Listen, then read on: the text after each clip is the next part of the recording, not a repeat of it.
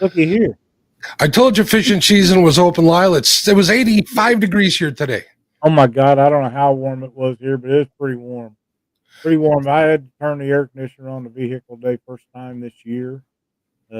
I've been enjoying riding down the road with the windows down, and I like that. Fresh air coming in on you, something you don't get all the time. But man, it just got so hot today, and you get a phone call with the windows down, you can't hear nothing, so you roll it up. Of course, I got that stuff where it talks through the truck, but you just can't hear, and they can't hear you for the wind noise. And I couldn't stand it. I had to turn it on today. Yeah, I went from having the heat on in the house to one day of having the windows open to having the air conditioner running. Oh man, that sucks. It is what it is. At night it's pretty cool, so we'll open the window. It's up in the bedroom at night because it still drops down to like 65 degrees, so it isn't too bad. Where do you keep your air set in the house too? Haven't turned it on yet. You haven't turned it on. Oh well. Nope, not yet. I'm not going to say nothing about that. Us old folk don't need it that cool anyways. We get cold easy. I do. But some of the others around here have got theirs on. That's good. But it's 95. Wow. Well, that's a big negatory to me, or else I'd be living down by Okeechobee fishing for all them crappie down there. You got to put up with that heat. You might as well be where the fish are biting. Oh my goodness! There's no way I could put up with that heat. That's ridiculous. Oh man, I'm telling you, 95 in May is pretty damn warm. But it is what it is. We had a whole bunch of rain and wind and stuff for a while, and now we don't have anything coming in, and it's pretty still. Now the wind blew a little bit today, but this was just hot. It's we got a couple more days. It's going to cool off a little bit. It won't be. We just got to get used to it. That's pretty much it. So that's right. That's just like in the wintertime. We're not used to that when it first gets here, and we adjust to that. Well, you adjust to it. Last year wasn't too bad for bugs. Last year I fished for quite a bit, all-nighters and stuff, and the bugs weren't bad at all. Every year is different, so this year could be bad. I was out fishing with Jerry Hohausen, and the bugs were already out there in the middle of the lake, which was a pretty decent sized lake. So we'll see how it gets. I have a shout out tonight.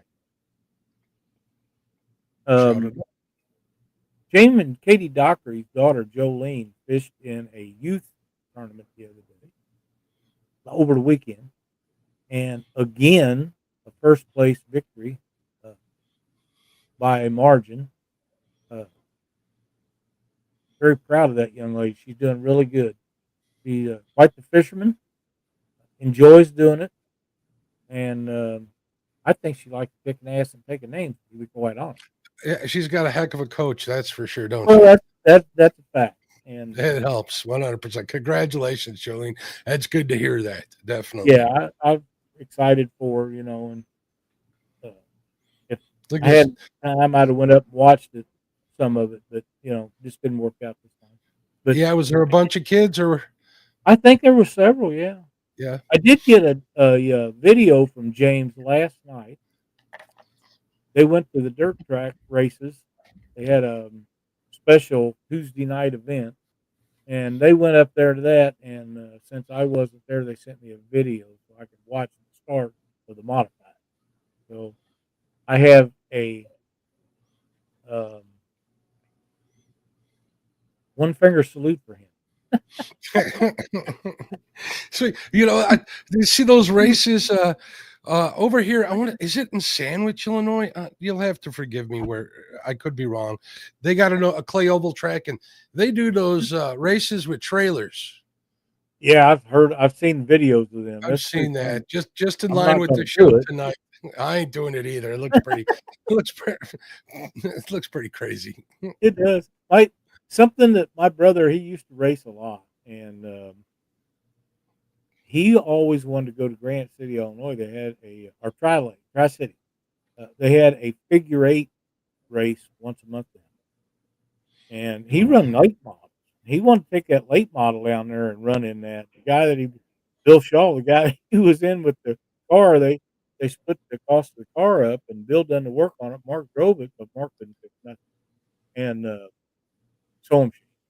But he said, "You ain't taking my car down there that figure eight race." And if you ever watched one of them, I mean, every once in a while, them guys get T-boned, and it just destroys stuff. And you spend all the time in space, but back in those days, we're talking about the late 1960s, early 1970s. Those guys and a lot of the others, they handmade them cars, built the chassis and everything. You put a lot of work in there. You don't want some clown out there in that thing getting run over by somebody that ain't letting off the gas, which most of them don't. That's how come they're good at it. I was just thinking that too. All that work they put into those things, all for like a split second, and bam, it's all over and done. I guess I was thinking when he put that bottle in there, that was to get through that cross section of the track. If he needed to hit that button, that's what I would do. 100%. That would be a just in case, get out of the way button for me. Yep, I know that Mustang that I used to have. We had quite a nitrous, 3-stage nitrous set up on it, and had a button. And it was 100, 200, and 600. And if you hit the button, it was 1,000 shot. And when you hit that thing, you better have a hold of that steering wheel, because if not, you was going to turn loose. You better have that thing put together right, because it's gonna. Oh, we never had motor problems, but that's what we done. We played, and we played hard and enjoyed it. We done dirt tracks and stuff like that too for a while, but I really do enjoy the drags. But if you ever drive a dirt track car, you'd never get over it. I mean, there's Well, at that same track, they have a run what you brung every Friday night. So you can take mom's minivan out there if you want and run that sucker head to head against two people. They get two lines set up, and if you win, you get to the end of the line, you get to go again until there's one person left. That's always fun to watch. It's been a while since I did that. I have to tell you a story about that before we get on with the show. We're kind of off track here, but we usually are. When my brother was racing, I was pretty young, 15, 16 years old, and I would go and help them in the pits and stuff because they needed people to change tires, gears in the rear end, stuff like that. And there's a guy that owned a used car dealership there in town, and his son, Larry, would take his wife's car and drive it to Pittsfield, Illinois, pull all the plastic, the tail lights and the headlights and everything out of that thing, race it, and then put it all back in and drive it home. And if he wrecked it, they took his dad's wrecker and pulled it back to town, and the next week he'd have another one off the car lot. He'd do the same thing. But again, we're talking late 1960s. They didn't even make you have roll cages and stuff. Yep. Just get out there and let the big dog eat. Now do you need a cage? You need a harness, the whole deal, and that's just to start. You got to have a approved helmet. Well, I guess that's good. It keeps a lot of people coming home to their families. So I've never been a big Dale Earnhardt fan. I like the guy, but let's face it, he was no Davey Allen. I don't care what anybody says. He was not Davey Allen. But I do believe that if he'd have been wearing a full helmet instead of, he didn't like them. He wouldn't wear them. He wore a half helmet.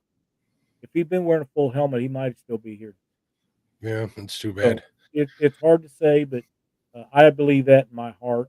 And like I say, he was a great race car driver. I mean, 7-time national champion. He was a little rough at times, but he got it in return a few times. But he had a pretty good sense of humor. But if you ever went up and asked him for an autograph, he was an ass. Simple as that.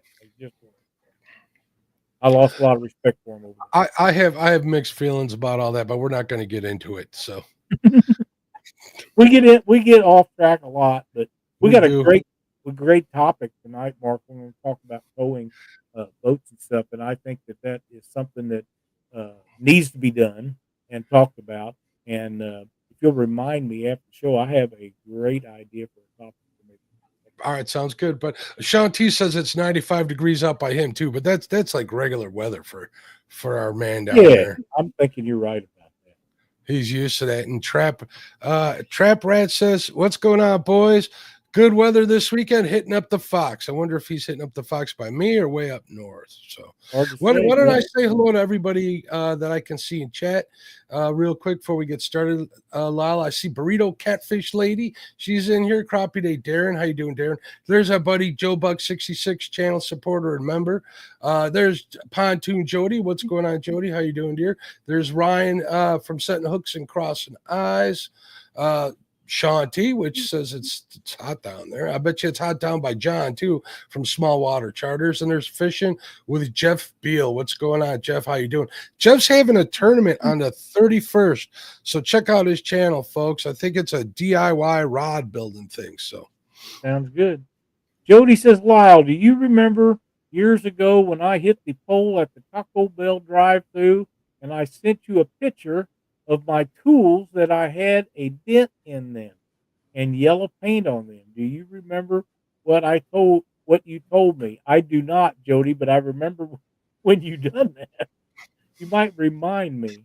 Oh, rub that paint off and get back out there on the water. Yeah, that sounds like me. Yep, it's kind of like growing up. You get bruises and beat up, and Dad would say, walk it off, young man. Walk it off. Shanti Outdoor says, dirty drags on a four-wheeler doing 90 miles an hour and 300 feet feels awesome. There's one more thing before we get out of this subject. If you've ever watched the tiny boat races where there's a guy in the front and a guy in the back and he's steering the boat, and they look like 10-foot or shorter John boats with some badass motors on them, and they're going through a road or like a course through that thing. Them are the coolest looking things. If I was a lot younger and James Dockery wasn't so damn ugly, I'd take him and me and him would have a time with that. He'd be the perfect size to be up on front. I don't know. You might need somebody like me or Chad, somebody throwing that weight around in the front. Maybe so. But we just take turns then. You guys could probably get into side-by-side on one of them little ones. You ever see those jet boat races they do down in Australia? That's insane. It is insane. They're very fast, yeah. I've actually seen one or two of them on the shallow end of the Fox here. A couple guys must have bought them. They're getting kind of popular here and there. So now that the jet boat motors out of jet skis are a lot easier to get a hold of. They're not having to fabricate them from the ground up. So let's see what Lisa says. Hey, Lyle and that mean old guy named Mark. Is there another Mark? All these ladies are on you, Jody and Burrito Lady and all them. I have a theory on that I'm not going to share in public, Lyle. We can talk about that after the show. Okay. For sure. Lyle, I know I sent you pictures, but I'm going to pretend like I didn't. I got a new PB. I know. I'm very happy for you. On Monday, I got a new PB. I'm gonna load it up here, and I'm gonna show it off while we got some people in here. Let's see, share screen. I'm gonna show it off. I got a new PB, bluegill of all things. We went bluegill fishing. Here's some pictures from it. This isn't my PB. I'll show you my PB right now, and I'll give the specs in a minute. This we doubled up. Look, those pictures don't do these fish justice. These are each like just around a pound for sure. They're all like 9.5 inches long. It was a good time. There's my PB. That fish was oh my goodness, that was 10 3/4. 10 was it 10 3/4? I got it written down. And it was 1.2 pounds, Lyle. That's a giant. That thing was big. And you got big hands. I have pretty big hands, and that thing was a third of the way up my arm, head to tail, and that's not even stretched out. It's kind of bent up there, but that was a heck of a fish. That was so much fun to catch. We had so much fun. There's another one. That's probably the average size one there. Them bluegill are hard fighting. Look at that. There's one crappie we'd hand there. We caught a couple of little ones. Jerry took those for catfish, but I think we had like 2 small ones. He took the crappie home too. That's inside of my cooler. I was loaded up, ready to go. Oh, and there's your favorite fish right there. I got one of them. Oh man. A good old drum. Hold on, and then let me see if I got the other one loaded here. You should have mailed that to Josh. He would have ate it. It was big. That thing was like, it was over 20 inches long. That thing was Wow. It was tall as heck. There's me getting ready to fillet him. If you notice, look at the size of that pop can with all of them bluegills. Man. Big and there's right there. That's finished product. Look at all them fillets. That looked awesome. I had some last night. Guy brought me over some fish. It was really good. I had bluegill and catfish. They were really, really good. I see Jeremy Coben has made it in. Greg Burgess has made it in. Mike Irwin has made it in. Jeff Beal has made it in. Thank you guys for joining us tonight. We appreciate it. Oh, Brian setting hook across line. We got them all talking racing. Look at this. He's talking about those boats in Thailand with the diesel engines on them. I saw another one. I just kind of scrolled back here.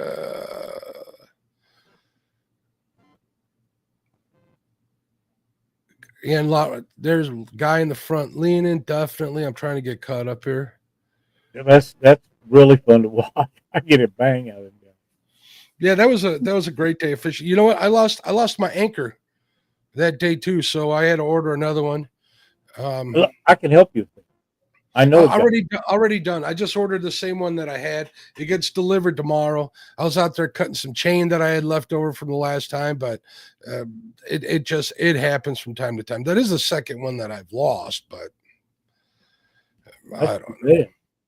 Well, it is what it is. I bet my brother, when he was alive, my brother Mark would go through 3 or 4 anchors a year. I don't know how he would lose so many anchors. He finally took an anchor that I had. His grandson's a welder for a big company, and he made a pattern off of it. They had metal cut, and Aaron Wayne welded him up a whole bunch of anchors so he'd have plenty because he lost so many of them. You know, I'd get one of the River Cat anchors, and I didn't lose it like on the bottom. It just like fell off the edge of my boat. It was hanging there, and that line on that deckhand that I use, which I love, must have been frayed or something, and it just dropped straight down into the water, into the mud. We couldn't get it out. We tried to find it, but we did what we could. It is what it is. I'd get one of them like River Cat type anchors, but they just wouldn't work in my situation. You know, I like having that deckhand in the front where I can, drop that anchor from the driver's seat, drive back, put down the talon, and I'm fishing. I'm out there a lot alone. The less I got to do, right. the quicker I can get on top of fish. So I got a bunch of River Cat anchors. I used to be a dealer for them. I just quit doing it. They are great anchors. I have a couple that Jeff Manning, our buddy out east, made for me. Chadwick picked them up when he was out there a few years ago, and then dropped them off at my house when he was visiting. Those are really good. They don't hold as good in mud as the Cat River anchors do because of the design of the prongs that go in there. But man, for rocks and stuff that are hard to get the stick in, they work really, really good. Yeah, he's got the ones with the barbs. Jeff's a heck of a guy. He's like one of them Renaissance men. He can make anything. He works in construction to the point I don't know, but he builds like these high-end homes that are just gorgeous. And not only that, the man's got how many 300 games in bowling? Holy smokes, the guy's a ringer. They give you a thing like this where he lives every time you bowl a 300 game in bowling, and he's got a wall full of 300 games. I mean, why he didn't go pro is beyond me. And he's got I don't know if he still has it. He had the lake record out there where he was fishing with that 88-pounder, I think, if I'm not mistaken. He's just a hell of a good guy. Heck of a long line crappie fisherman, good dude. The only thing I have against him, he's close friends with Dieter Melhorn, in case Dieter's listening. I have a clip we could play of Dieter. No, we're not going to play that. Well, we could. I'm just saying. Been set up there. Jeremy Colvin says headed to Dale Hollow to catch some big bluegills tomorrow. Well, good luck, man. I can't wait to see pictures on Facebook. Jeremy's got his guide service now. I've seen him get on a bunch of big crappie out where he's where he's at, and it's always good to see Jeremy. It's been missing him. It's good to see you, my friend. So He does crappie, and I think he guides for catfish also. Sean T. Outdoor says, we understand, Mark. It's hard for an 80-year-old to fish alone. Amen. You know, when they're on your ass about that, they're leaving me alone. I know it is what it is. They know they know it chaps my hide. So you know, I'm thinking about shaving this off. I'm going to shave this off. No one's going to recognize me. It'd take about, I don't know, 2 years off my 80 years of life. Everybody will think I look like a young man at 78. Oh, I was told one time I shaved myself, just shaved everything off, and I was told you got to let it go back out. You look like a kid. That was some time back, however, you know. I seen a meme where it shows some guy with the big old beard, and next to it says, after shaving it off, it shows a wet rat right next to it. So it is what it is. Oh, man. What's up, JG Hill Studio? How you doing? Looks like Lisa's heading to the gathering tomorrow. You shouldn't have said that too loud. They're warning. Hey, Ray Smith has joined us. How you doing, old buddy? What's up, Ray? 922 Crappie Barbecue. 80's better than 38. 38. I got you. I got where you're coming from. I smell that shit. The abuse we take, Lyle. I know. But they come in here. They come here because we entertain them, or do they just come here to give us grief? Which one do you think it is? Either way. I think either way. As long as they show up, right? That's right. That's right. Must not be too bad. They come in and stand on us a little bit, but most of them are here every week, and we appreciate that so very much. If you're new to Panfish Nation, hit that like and go ahead and subscribe. You can become a member down below. There's a link in the description. It's not required. You don't have to do that, but if you like what we're doing, leave us a comment and tell us what you're doing. YouTube picked that up on their algorithm, and it's pretty important that they know that people actually care enough to spend a minute and write us a note. Danny Stone. You read that one, Lyle, because I'm too mad that he's got them and I don't. Listening while cleaning some crawfish, then throwing them in the pot. I hope that pot's already boiled.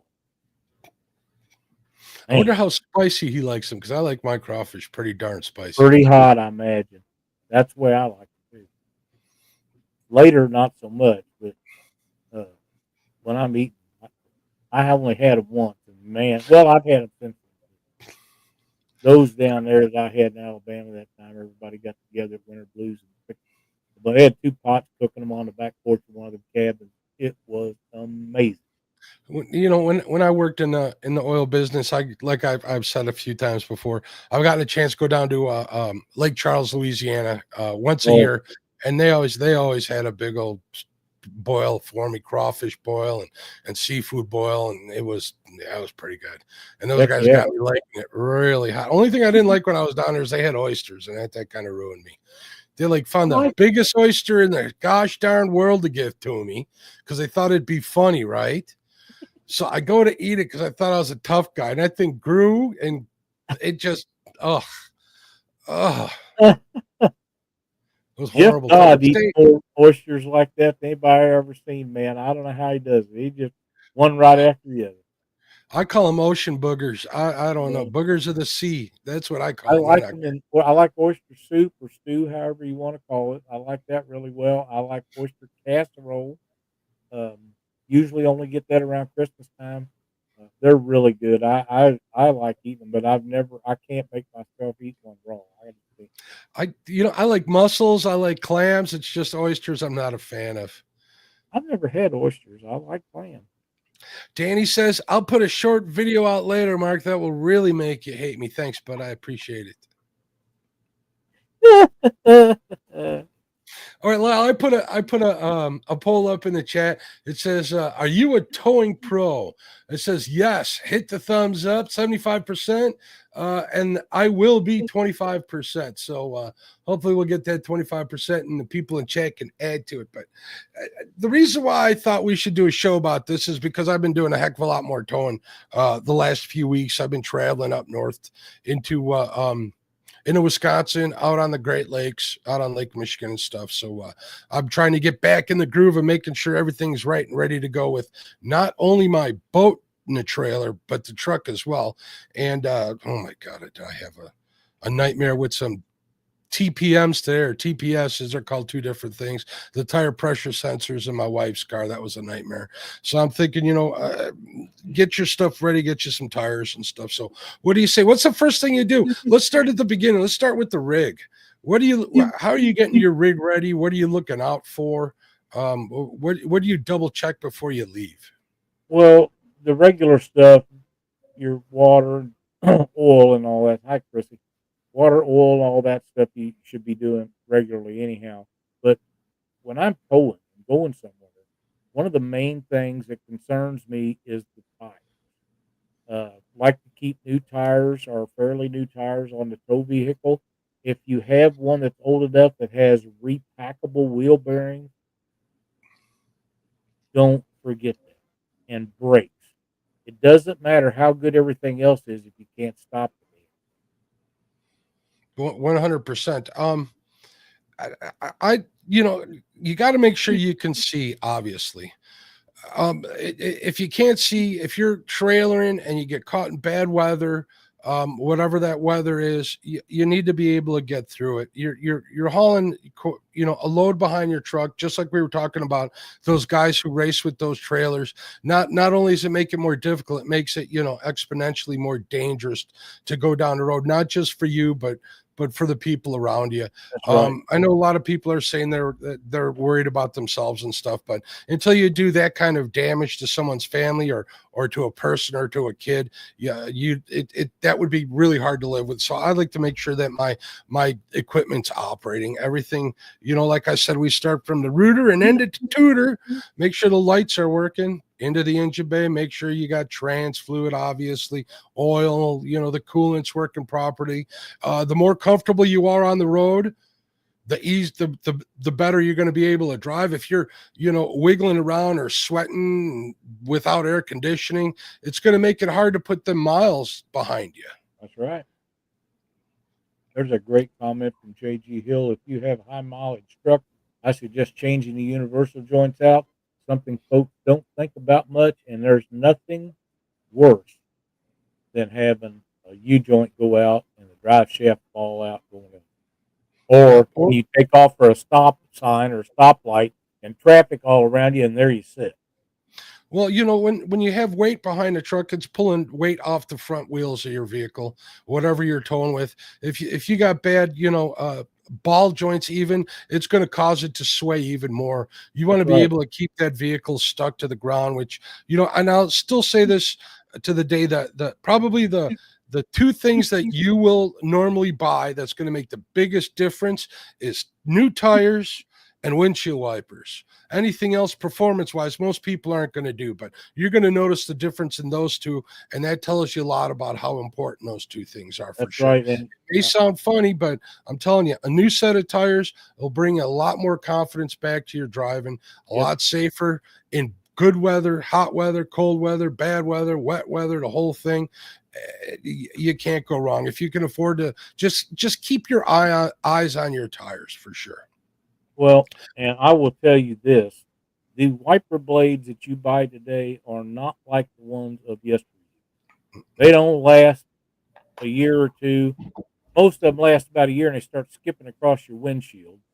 And that's so irritating to me. But they are, what the hell does he mean, elder? Who's he calling elder? I don't know. He's sniffing his own farts or something. Welcome, Brian. But How you doing, Brian? The wiper blades you buy these days, they just don't last like the old ones did. And even I always tried to buy the winter blades. They're a little bit tougher, a little bit heavier duty, but even them are not as good as the standard ones you used to buy along. Did we say hello to John Patrick Jr.? I don't Oh think we no, did. welcome, John. Want to make Glad sure. to see Chrissy you just in here. reminded me he's in here. And Mike Sampe was one of the first ones in here. Mike, if you're still watching, so Yep, he was.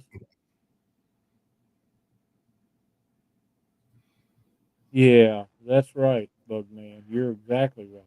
one winter they'll get all torn up. When I was plowing, man, I went through so many windshield wipers. Even the winter ones, they get all torn up from getting frozen to the windshield and stuff. Yep.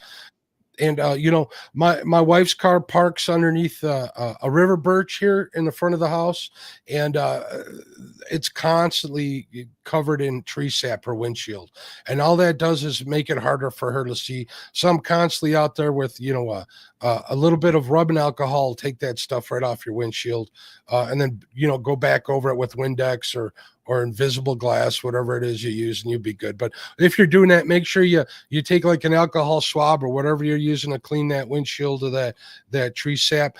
Run it across a couple times, your wiper blades too. That'll take it off. That might get you a little bit. But heed this warning: the alcohol will dry out your windshield wipers after a while. So it's a quick fix, but expect to have to replace them eventually. So Do you know when you notice your wiper blades are bad?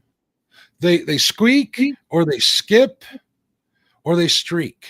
But you forget about them until it rains. Well, yeah. That's when you think, God damn, I wish I'd have done something. But it's too late. You're out in the middle of nowhere where there's no parts store, no Walmart, no nothing. And there you are with bad wiper blades, and you're praying to get back so you don't have to buy a new windshield because you scratched it all up. Definitely. And another thing that have to do, let's go back to like the headlights. All these headlights have plastic lenses on them these days, right? Right.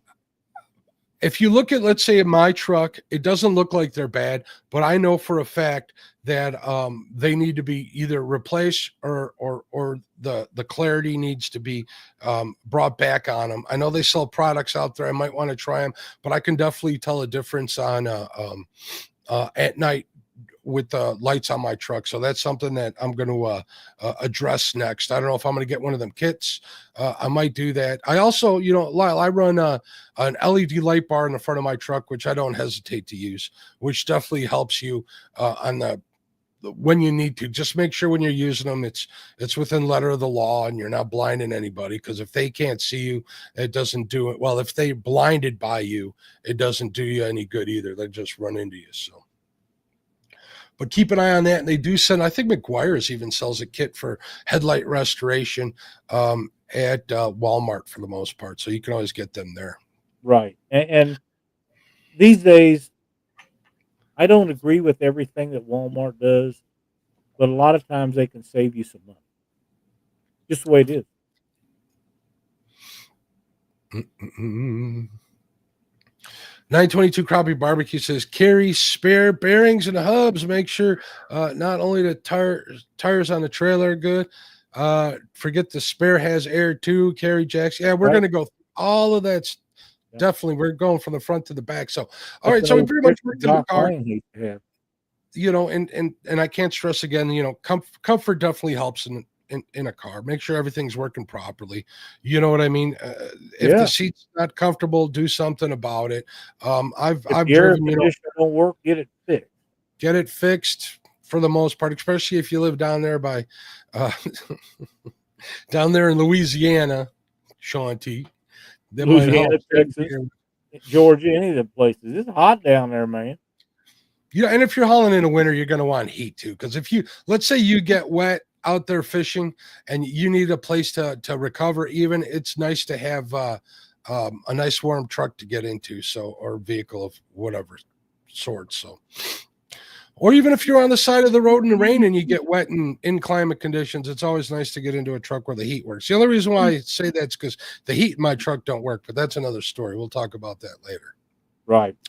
It's a simple fix, but I just got to get around to do it. So, right there, 922 says WD-40 cleans headlamps issues periodically, restores lenses for good while. Yeah, we'll restore them for good. For a good while is his tip. Okay, I, gotcha. I will tell you something else that works really good with those plastic lenses, like you're talking about. They get beat up by bugs hitting on them and weather and whatever, and they just get to where they're not clear anymore. But if you have a drill and one of them rotary pads that goes on there and some toothpaste, you would be impressed on how clear you can make You get a pretty shiny. The only thing is they have a coating out of the factory. I don't know if you guys know this. That if you do like JG or like you were saying, JG says compound with an electric buffer will clean the lenses. Just watch the paint. Obviously, tape off the paint so you're not hitting them. We'll get them awfully clear, but you're also going to take that protective coating all off, and you're going to end up having to do that once a year, which isn't a bad thing. Just keep that in mind, because you'll go ahead and do that. They'll look great, and then 4 months later, you're like, what the heck happened? They're just as, they're almost bad. So there you go. That's exactly right. All right. So now we're getting to the back of the truck, Lyle, the hitch. Once people got a hitch on their vehicle, do you think they go under and inspect it? No, I don't think so. They forget it. You should always check your bolts and everything. The little pin that goes through that keeps that from sliding in and out, those take a beating. They really do take a beating, and they should be inspected for wear. I mean, they're really, really hard, but I've seen them bent where you had to take a sledgehammer and drive them out. I've seen them rusted so bad that they shouldn't have been in use. And the new ones are a lot better than the old ones because they're made out of stuff that really doesn't rust anymore, or they have a coating on them or whatever. But yeah, anything that has to do with that hitch needs to be inspected a couple of times a year at the minimum. And the ball too. And if the ball's not shiny where it makes good connection, you don't have a ground for in most cases, and you won't have light part of the time or all the time or whatever. And that's never good. So that will get Here's something that I learned the hard way. I believe you're talking about what's called a receiver pin, where you slide the actual hitch into the socket in the back of your truck, and you put that pin there. I don't have that problem because mine's seized up because I got an aluminum hitch on the back of my truck, and when I bought I believe a stainless steel hitch pin, and the two different metals didn't like one another, so they don't. I didn't know they made aluminum hitches. Oh yeah, I got one of them. That's a new one for me. That's the first time I've ever heard of that. Pretty good. I'll send you a picture. Anderson Hitch makes them. They're tough as nails. They got a 13,000 pound weight capacity, and they look pretty cool. And they make it in various drops. I think mine drops 10 or 12 inches, so I can get it fine tuned. So I like them. There's other ones that have come out since those that are probably comparable, but I highly recommend them. Now, you had mentioned the ball right on the hitch, being shiny and stuff. They sell from the company Anderson that I got that drop hitch from. They sell what's the word I'm looking for? They're plastic caps that go on the balls. They're greaseless hitch balls. Those work really good, and they're easy to replace if anything ever happens to them or they get scuffed up pretty good. I recommend them. If you guys see them and you're wondering, well, I don't want a plastic. It's not the whole ball. It's just a little cap that goes over the top of it that fits on there perfect. Those things work perfectly. We have some really good comments. Yeah, there's Benoit. Those ladies have a really nice video. If you haven't seen it, go out and watch it. It's entertaining. And nobody got hurt. So. And they had a 30 plus pound flathead they caught. Congratulations, ladies. They had a great time. So check them out. See, this is what I'm talking about. Bugman says, hint, do not leave the receiver in a hitch for a few years. They will not come out. He's right. I've seen them where you couldn't beat them out with a sledgehammer. But you can heat them up with the smoke wrench, and you can make them tumbleweed or blister, one of the two. The blue wrench, that's what we call them up here, Lyle. You guys call them a smoke wrench? Smoke wrench, yeah. I like that. Why don't you read that one, Lyle? JG says, suggest for hitch, try to get your trailer somewhat level, not all jacked up in the air or have it too low. That is a great tip. It'll tow better. Besides. Yep, I get mine on level ground. I'll actually when I set my truck up with every boat, including this one and the last one, obviously, I take it down to the park, which is down around the corner from my house. They got a nice level parking lot. I go over there and like I said, I have that drop hitch where I can adjust the height of the ball on the truck, and I get that set up right. If I ever had to change the size of the tires, I would do it again. Not only because it tows well, I don't have to worry about it hitting my garage when I'm backing in for sure. Because you'd be surprised how much changing the angle of that boat is not only going to affect your ride, but affect you putting it in the tight spots. So, yep, I agree 100%. Jody says, have you talked about towing boats with vehicles that aren't really suited to do so? Your life is in your own hands, Jody. I would recommend that your vehicle's, sufficient. Doesn't mean perfect, doesn't mean new, but you need to be able to go and you need to be able to stop and you need to be able to control that boat on the road at speed. Once you got all those things done, you're golden. Like I said, it doesn't have to be a brand new vehicle or a high dollar tow rig. So just make sure you get all that stuff taken care of and in line. I know there's some people out there that'll tow with, a 4-door sedan. I remember those days, Lyle. Yep, I sure do. Them days are gone. Yeah, I remember people 70s LTD, Ford LTDs pulling big old boats behind them. Remember those days? Or the old Oldsmobile diesels that were garbage. Oh my God, I worked out many of them. Not even going to get into that. I remember seeing a lot of them pull boats around back in the day. Yep. Those days were pretty good. Here's a tip, Mark, that when we're on the subject of that. Whatever vehicle you're towing with, whether it be a Bronco, a full-size pickup of any brand, a Suburban, it doesn't make any difference what it is. There's a sticker on the door, unless it's been replaced or taken off. It tells what the braking capacity of that vehicle is. Make sure that braking capacity, your boat weighs less than that. And the worst thing can happen is you be on rainy roads and somebody pull out in front of you and you hit the brakes, and that weight of that boat will push you right through.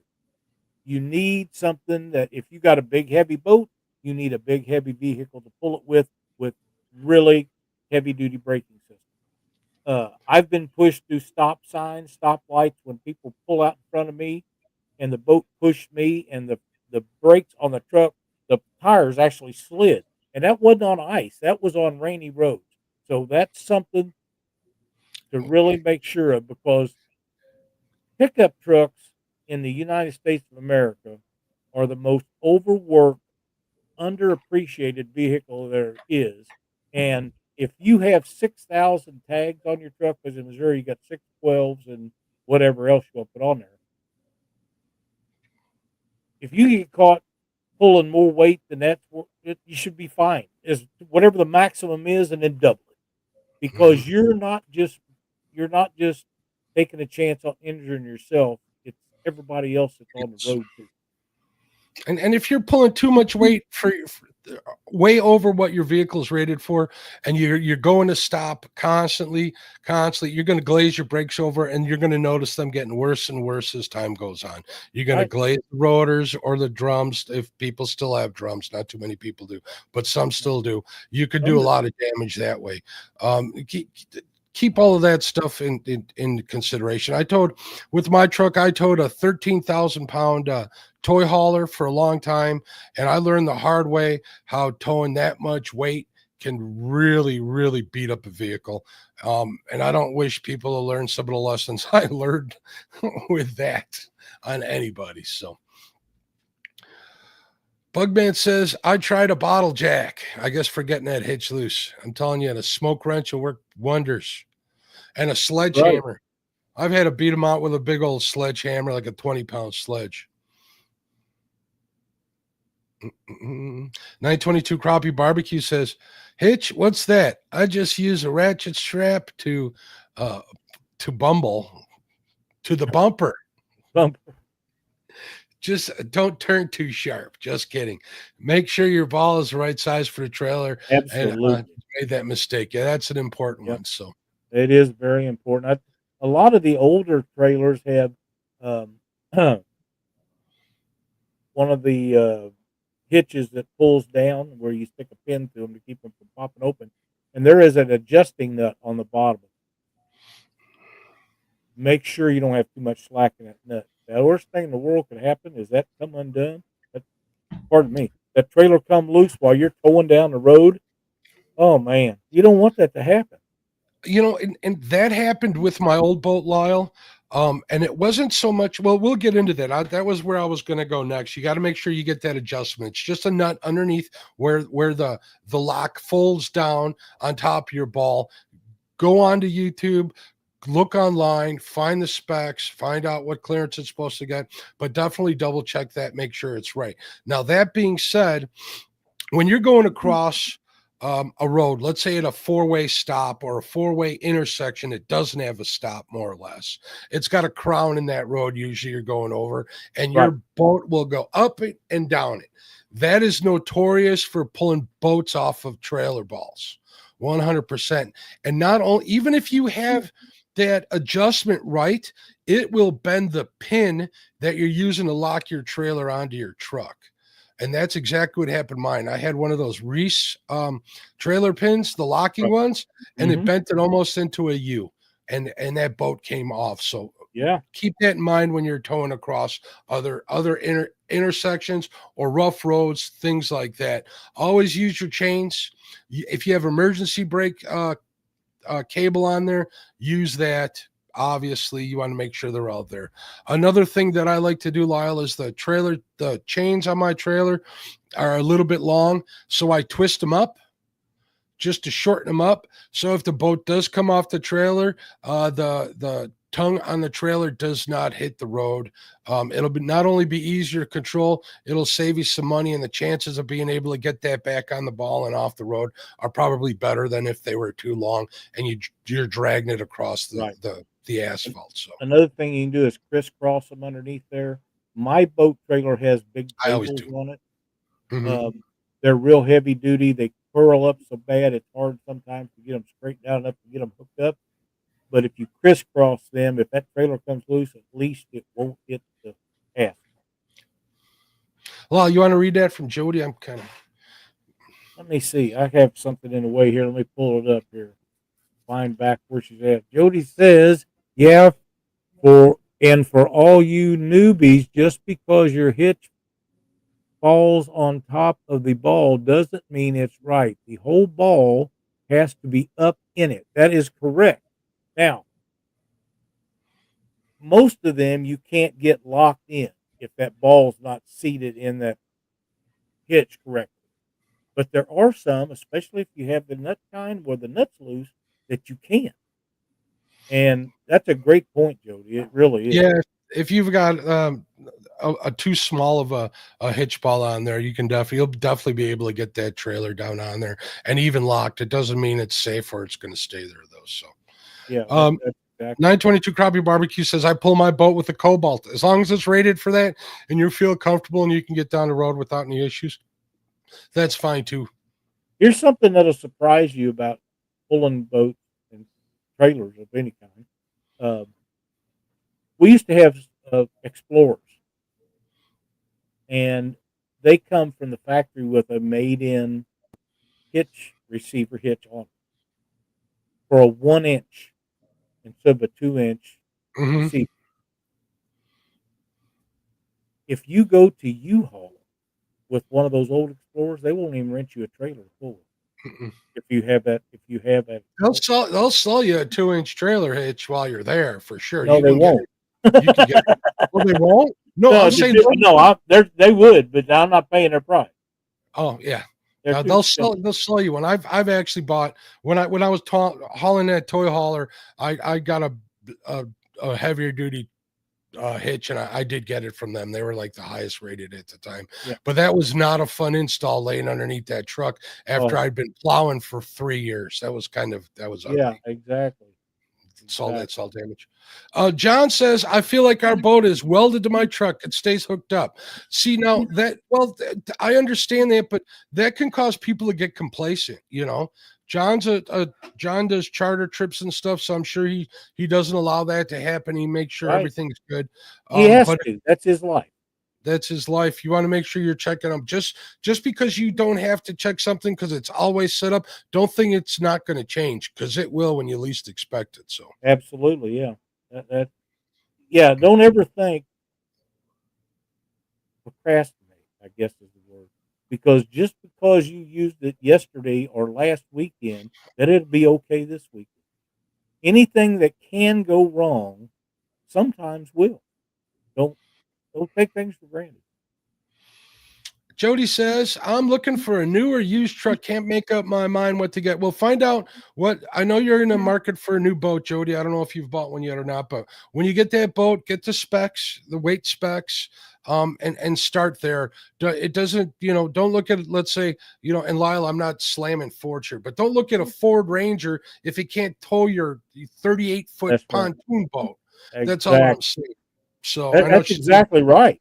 It doesn't matter. And I don't own nothing but Ford. In fact, if I get in a Chevrolet, it's by accident. And I pull my hat down over my face so nobody can see me. Stop it. But it really doesn't matter what you have. If you're comfortable with it, you can afford it, and it's set up to do what you need to do. I just worked for General Motors for so long, you can't give me one. I'd hate to even be caught in. I just figured that I was going to reel you in like they do on that other show. I got on a roll, buddy. You didn't pull that in. But yeah, and these automotive companies have made great strides in the last 25, 30 years. They're all making pretty decent product. I honestly believe that some of them are better than others. And I can debate that with anybody and probably win. But if you're comfortable with it, if you can afford it, if you like it, nobody should judge you on what you do. Here's a comment I wanted to talk with you about a little bit from 922 Crappie Barbecue. It says, and this is a good practice. Grease the ball occasionally, especially in the winter. That'll keep it from corroding in the winter, definitely. But I've read both things that, if you got a chrome one, it's nice and shiny, you shouldn't grease it. You should just leave it be and just make sure that it's clean. So I don't know what's right or what's wrong. But it can definitely make a difference. And the reason for not doing that, I don't know.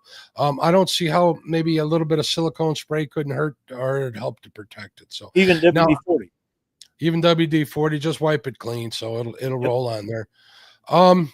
But I think the part with greasing is they get filled with dirt and dust, and with that ball and all that weight on that ball, the weight on a ball can be up to 800 pounds. It usually isn't for a boat, but 800-pound tongue weight is usually the max on any 2,500 truck at least, and it's pretty close to the same on a 3,500, believe it or not. I think there's like a 25-pound difference, whatever, 50 maybe. Yeah. I think having all that weight on there with that grit down underneath there would cause it to wear at the ball and harm the chrome finish on it, which is in essence what that ball's turning on and sliding back and forth on. So here's something else while we're on the bumper hitch ball thing. Those balls have a torque spec of how tight they're supposed to be torqued down. For years and years, my torque spec was a half-inch drive impact that I run 175 pounds of air pressure out of my compressor on, and when it stopped turning, it was tight enough. The problem with that is, after years and years of use and rust and everything in the world hitting that trailer ball bottom, you can't get it off. That you got to get the smoke wrench out again. Then it's ruined, which probably need to be replaced anyhow.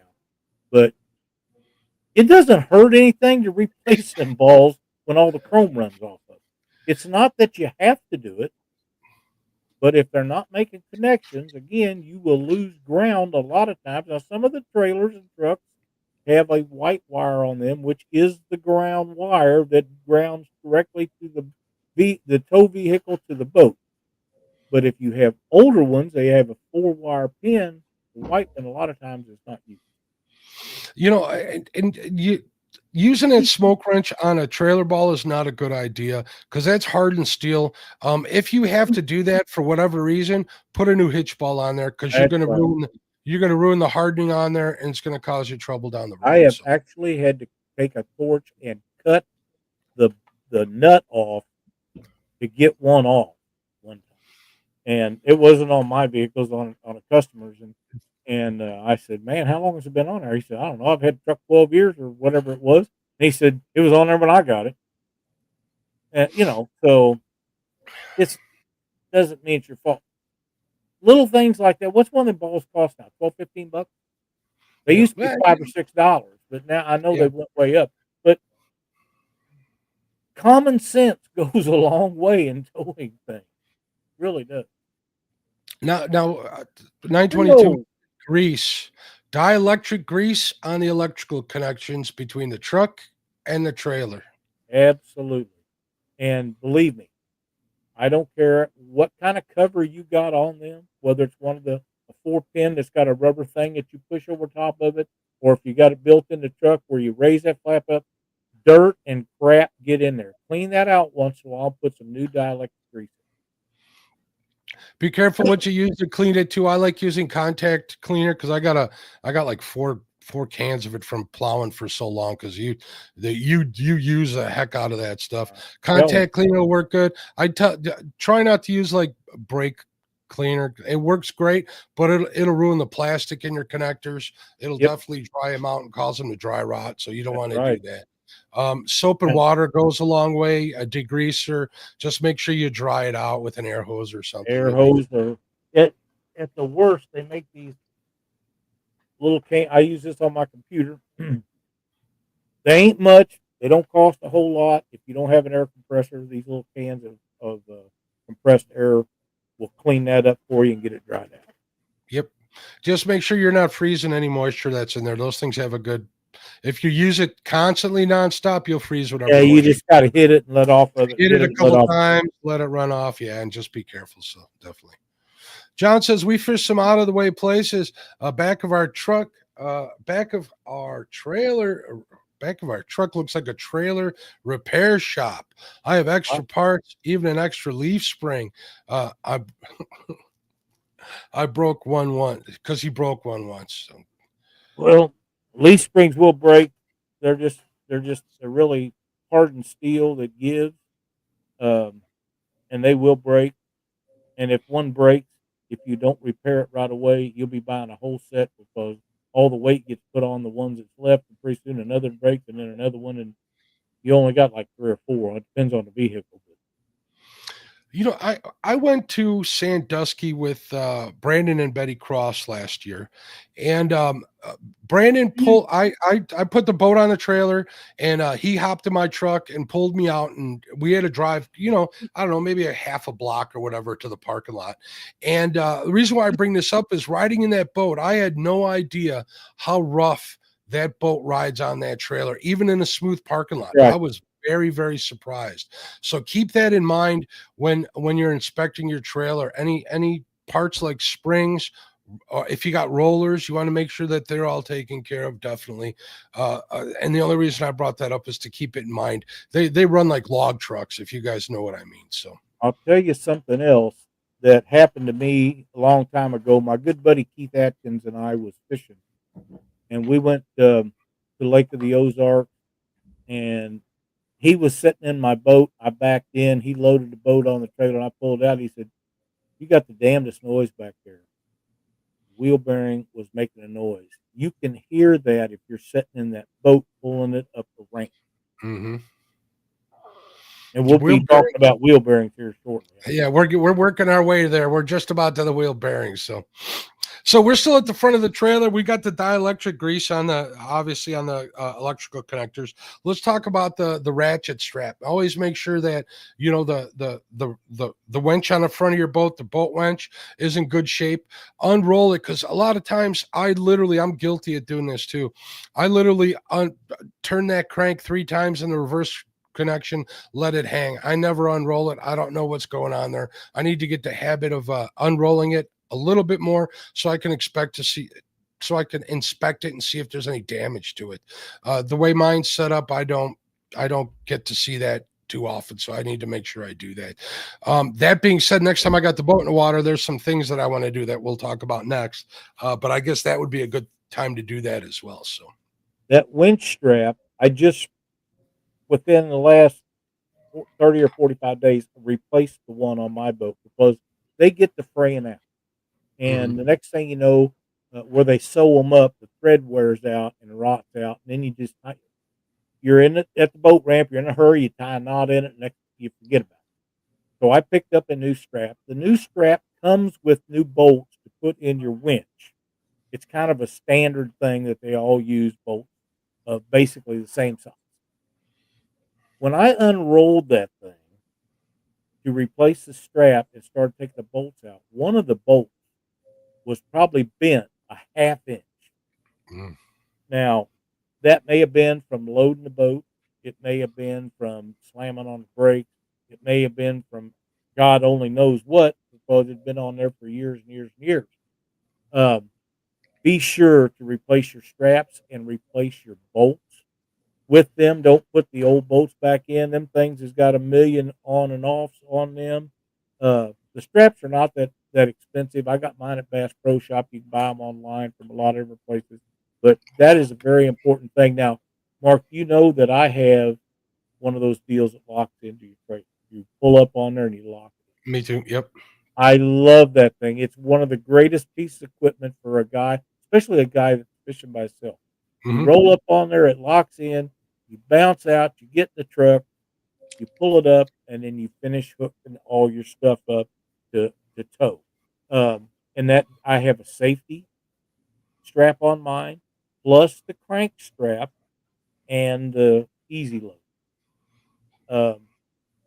I don't know how I lived without one of those for years and years, and I was lucky. I happened to be online one day, and somebody was advertising one for sale. He had bought one, a Dorado's, what mine. He had bought one, and for his birthday, his kids had bought him.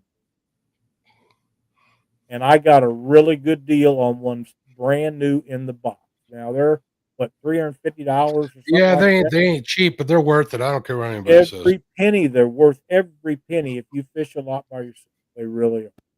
You'll never be sorry. I live and die by that Dorado. I love it. Only thing I'm going to say, if you get one, make sure when you get off the boat, before you pull it out of the water, hook up at least that safety chain. I hook up the ratchet strap and the safety chain before I head out to the parking lot to put the back straps on. So that's all I'm going to say. And I got to be really cautious of that because I got a roller trailer. So if that Dorado gave loose, I'd be in big trouble. Yeah, I've had roller trailers before. I will never own another one because I pulled up on them, and before I could get out the damn thing and roll back 8 or 10 inches or a foot, and I'd have to get back in the throttle. And it got to the point where it would roll back so much that while I was trying to get out and hook everything else up, I would have to leave the thing in gear and then crawl back in the damn thing and go back there and raise the motor, shut it off, and all that stuff. I'll never own another roller trailer. I don't give a damn what size boat it is or what kind it is. Them are not for me. Now you mentioned the strap having to be replaced, and you mentioned that bolt that you had on there being bent. Now I just wanted to add a little something to that. That's exactly what it is. It's a winch. It's geared down so much that you'll be able to bend and break pressure on them. Yeah. on it. You can put a lot of weight, especially if you get one of these stronger ones that's got like a 2,000 pound plus pulling ratio or a capability. You could really mess something up. So keep that in mind. You definitely want to get your boat tight onto the bump stop, but you don't need to get crazy. Yeah, that's something else needs to be checked regularly, because if they're cracked or broken, replace it before it does damage. I believe I know when mine got bent. I had a time where something happened. I don't remember what it was, but we had to winch the boat on the trail, and I believe that's probably when that bolt got broke, because it wasn't it wouldn't run. You can't use a trolling motor to pull it up on the trailer. So you stretch that out, get it as close as you can, start winching her up. And I'm pretty sure that's probably when that boat got bent. But I don't know that for sure. But that's my theory. All right. So now, if you got a boat that's got trailer brakes, we're still on the tongue of the trailer. We're already in here an hour. You want to inspect the front end of that trailer just to make sure that the actuator slides in and out of the tongue. If it doesn't, if it's been sitting for a while, your trailer brakes will be worthless. Depending on what you're towing, it could make a big difference or not. But most of them are pressure actuated. I forget the term they use for those trailers. They got the pulse brakes in the front.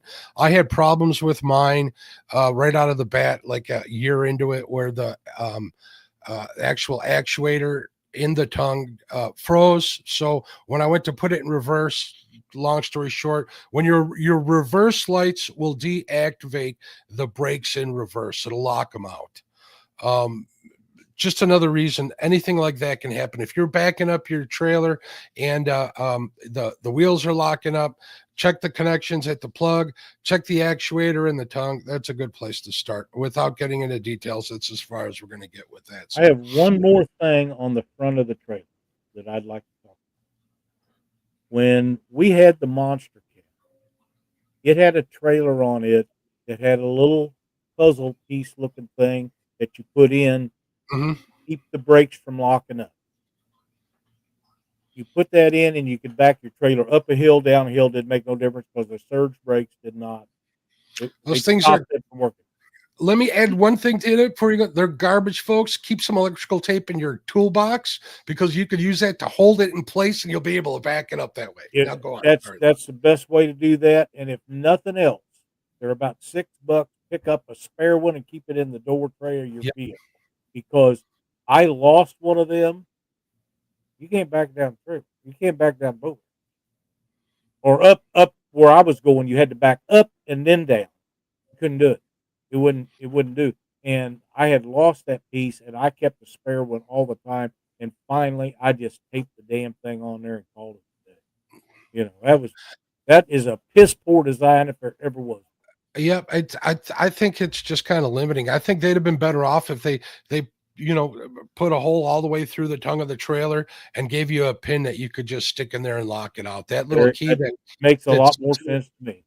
I don't know. They could have their reasons. So Jody has a comment here that kind of caught my attention. It says, my old pontoon boat didn't have a safety chain on it. I didn't know it was supposed to. Bobcat and Fajij will put one out for me. Good. Yeah, that's pretty important. And I'm not picking on Jody one bit. I know that's odd for me, but I don't mean to pick on her. There's I know. There's people out there that aren't as experienced at towing and stuff.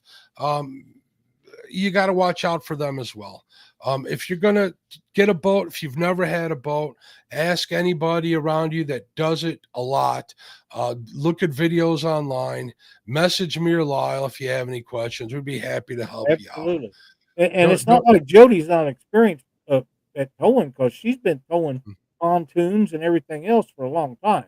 And she didn't know that you're supposed to have it. Because a lot of them little trailers, like lawnmower trailer stuff, they don't have safety chains on. And I always put them on them when I get them. We're falling way behind on the comments here, Lyle. Yep. Benoit Fishing says our little 10-footer got thrown off the roof rack, getting out of shape now, pulling the 13-footer behind the Subaru. Well, 13-footer isn't that bad. I've seen that boat. Those Subarus can probably handle it. Like we said, check the specifications, definitely. What's going on, Creo? How you doing, bud? Creo's got that new boat to pull. He knows what he's doing, though. Yeah. All right, so obviously you want to check your brakes, and we're at the wheels. Tire pressure, check the wear on your tire. Look up if your tire is wearing funny. Look up online different wear patterns, trailer wear patterns. It'll tell you exactly what's going on. If the alignment isn't right, it'll tell you. If you're just overinflating your tires, it'll tell you. Underinflate them and such. Inspect the tires, obviously, for cracks, because an old tire that's full of it has perfect threads on it, still isn't a safe tire. That's They right. get dry rotted, they'll blow up on the side of the road, and you don't want that to happen. No, you don't. And we had new tires on my boat a couple of years ago. We took it out and had a blowout, and the spare was flat. So there we sit. Have to take it in, get the tire put on. I just put new one. Then we drive back to town, have another new one put on the other side. The next year, I goes out there and I'm looking at the spare because at that time it had a cover for it. Of course, the cover got bad. I took it off. It's brand new tire. It's still got the bluing where the lettering goes on it. Brand new. It's a 2001 boat. It's dry rotted, cracked all the way around it, and not just in one spot, several spots and circles around. I just took it off, took it down there. I said, "You still got tires like the one I bought?" "Yes, sir, we do." I said, "We'll put one on for a spare." He said, "We put a tube in that." I said, "No, you can't. I want a new one." Yeah, exactly. It ain't worth it. A tube No. will get you home, but it's not going to get you to the lake when you fish as much as we do or did at least. So, yep. Creel says, "I've got a Drado on the way for mine as well." Right as we speak, the action. They really are. You'll love it. Just make sure that you get that wind strap tight. I know a kid that fishes like 3-4 times a week, and he got in the habit of not cinching up the winch strap when he pulled out of the water, and he wore that Drado out. So use it to lock the boat in place, get off the trailer, like I was saying, put the winch strap on there, tighten it up, and safety chains, and you're good to go. You'll love it, Krill. You'll be like, what have I been doing without it? So yeah. Hey, on when you're talking about the wheels and stuff, packing the wheel bearings. You pack them wheel bearings, inspect the bearings, make sure that you don't have hits in them, bad spots, discoloration, anything like that's going to cause you grief. There's nothing fun about sitting on the side of the road changing out a hub or I keep wheel bearings in my truck, all kinds of stuff. Doc used to keep two, Stan, two hubs in his thing because that CRT had dual axles. My trailer has only got single axle. He kept two complete hub sets with grease bearings with him at all. The grease don't go bad. So once you get it set up, put it in a plastic bag of some kind and store it in your box, toolbox, wherever it is that it's handy for you and you know where it's at with the tools to change it in case you do have problems. They're pretty easy to change. It's not too bad. And we've talked about this before too. I like the idea of having a set of packed bearings in your toolbox or in your go box, whatever it is for your trailer, that have been vacuum sealed for sure. You can have them greased up, ready to go, and you just rip open that bag and you're good to go. So, and don't ever put a new bearing on a used race. You're just wasting your time because it ain't gonna be long. You're gonna be doing it again, and you'll figure out then how to do it correctly. Is knock the old race out, put it in. I even thought about I was going to get a whole new hub assembly, all assembled, ready to go, and take that with me. But we'll see. I got to manage the expenditure account on all of that before I get into that. Yeah, stop it, Lyle. JG Hill says he's got a good point. Says make sure the wind strap you purchase will be long enough to pass through the end of the trailer. Yeah, because a lot of places you can't power on, and you might need to get it onto the trailer. And it's good if you can reach it. On there. Yeah, that's mine's an 18-foot boat. I got a 20 or 22-foot winch strap. I think mine's something like that. It don't hurt nothing. And real quick, going back to the winch strap, make sure that the tower on your boat, which is where the bump stop is connected, make sure those bolts are tight and inspect that. Make sure it's not sliding on the tongue back and forth. And you can usually tell that by looking at the back of the trailer where it sits on the bunks or the rollers. Get a good idea of where it should be. So, and check them bump boards. Definitely. because you don't want it'll mess your boat up if you got a bad one that breaks loose going down the road. So, That's right. and they're pretty easy. Here's my best tip: find a marina that'll let you put your boat in the water and let you work on those bump boards, get them ready to go before you get there, and you can have them replaced in no time. They're what, like three sets of U-bolts that go through there on the bottom. Something like that. Yeah, they're not a big deal. And while we're on that subject, while you got it out there, inspect them fenders to make sure they're not cracked. And if they're welded on, and if they're bolted on, shake them, make sure the bolts are still good and tight, and all that stuff. So there's a BOAT, break out another 1,000. Yeah, no kidding. But it beats being stranded on the side of the road. I'm telling you. If you, it's all part of it. If you don't like it, get rid of the boat. We had a little like 16-foot across pool here in the backyard when the nieces were young. I hated that thing. That's another bust out another $1,000. As soon as they were too old and they quit coming over, I got rid of it. If my boat ever got to be that big of a pain in the butt, I don't think it will. I'd get rid of it too. So, just saying. It is. Creel says the full windshield makes a big difference in towing above 55 miles an hour. The truck knows it's there. You know, Creel, I got that full. Okay, two things. Make sure you get one of them windshield protectors because those windshields are a SOB to find replacements for, especially when the season's going full strength. They sell windshield protectors. I think Tuxedo makes one. I know Cabela's makes one.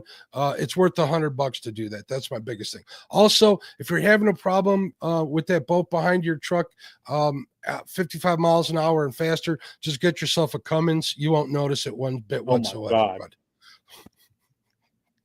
Wow. The thing about them windshields that I've noticed with my vehicle, my Ford pickup has one of them Coyote motors, and it's got enough power to pull my boat. Now, I gain at least 1 mile to the gallon if I just open the window up in the center and let air pass through it. And you might think that's ridiculous, but if you'll check, they all will gain mileage. Yeah. Make sure you got it strapped down so it doesn't blow open. That's all I'm going to say. Well, if mine opens to the left and when you drive down the road, the wind's pushing against it, it ain't going nowhere. I wouldn't recommend it, Lyle. Well, a lot of people don't. Actually, a lot of them, you can buy aftermarket straps too. That one screws to the frame of the windshield that folds over, and the other one to the other windshield, and that holds it tight. I got one of them on my boat. So. Right. Creel says, "How dare you?" Well, he's used to drive a quality vehicle. That's it. Well, Lyle, obviously you got to check your taillights. You want to check the connections and the straps you're using to strap your boat down, right? I wanted to make sure we touch base. Don't have no hanging wires. Get you some wire ties. Tie your wires up, but you'll catch them on something, rip them off. If you got an older trailer that's got a 4-pin connector and the old school light bulbs in the trailer, you want to make sure you unplug it before you launch your boat, definitely, or else you're going to have problems. LEDs, not so much anymore these days. If you have the old lights on your trailer, you can go to Harbor Freight and they sell the LED replacements for pretty cheap. They're easy to put on. I recommend that. Buy a wire while you're at it. Yep. They come with the whole new wiring for your whole trailer. Okay. Yeah, they come with the whole set. They're a good deal. I got this ratcheting straps that are tied to my trailer. They're good. If you don't have an extra set, I can't. I haven't heard that, but I like that. Creel says boat stands for bankruptcy on a trailer. That's funny stuff right there. If you don't have the straps that are attached to your trailer, I recommend having a second set in your toolbox to go in your go box. Ask me how I know, Lyle. How do you know? I lost them. Somebody stole them off of my boat one time. So here's the neatest thing that boat manufacturers or people that make stuff for boats ever come out with is the automatic ones that retract back down in. You bolt them on your trailer. You pull them up, you hook them up in there, and they're like a ratchet strap. You hit it a couple times, you're locked down. The back of your boat ain't going nowhere. And to release them, you push in on that thing, you pull it out, and it retracts down. It's the greatest invention in boat history. They're always Next there. to the Dorado. Yeah, that too.